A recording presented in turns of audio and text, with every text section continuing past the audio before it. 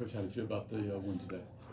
I just, a chance to win a series at home, and you're thankful for that. And I just thought we did a good job against the starting pitcher. I mean, I had to check for misprint, but Valdez had come in with 22 innings and only 8 hits, and I could see it right off the bat in the first inning with a plus changeup.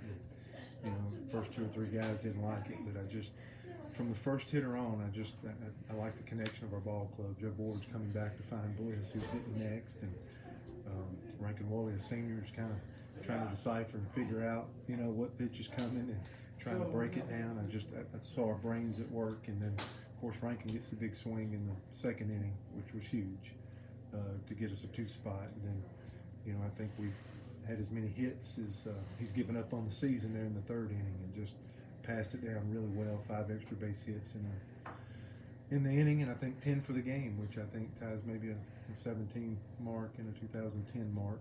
So a really good offensive day. But the biggest thing is a guy that really hadn't given up hits, and just our brains at work, and good offensive baseball, I thought. You guys have hit 46 doubles over now, which is tops in the SEC and probably about top 5, top 6 nationally.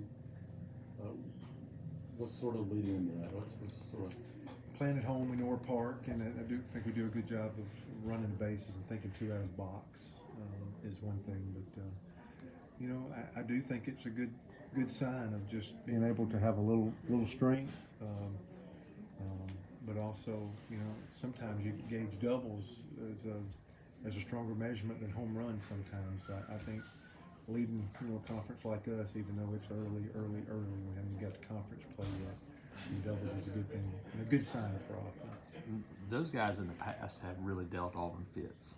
Do you patience for this group to hey, not going to try to overswing those things? You talked about liking what you saw. Was that something that was big for you, just to see them, hey, sit back and wait, because he's won 83 and mid-70s on the breaking balls and like that? I just think we're doing a better job, and maturity and experience brings that out of whatever the challenge is. Is it 95 on a Friday night in the SEC? Is it this kind of guy that can really pitch? It's an artist. I feel like this group, because of that experience, and is just figuring out plans. Connor Davis he struck out on a changeup the first at bat, the second at bat. He moves a half a foot up in the box and makes an adjustment. Maybe as Connor's a sophomore or a freshman, it might take him his 4th at bat, or until a coach implores or begs him. But a senior, just in his 2nd at bat, moving up, making an adjustment, getting hit before it finishes its break, I think is a good example of guys just not being level 1 hitters, but a deeper level of hitting. To me, that's a pretty good example.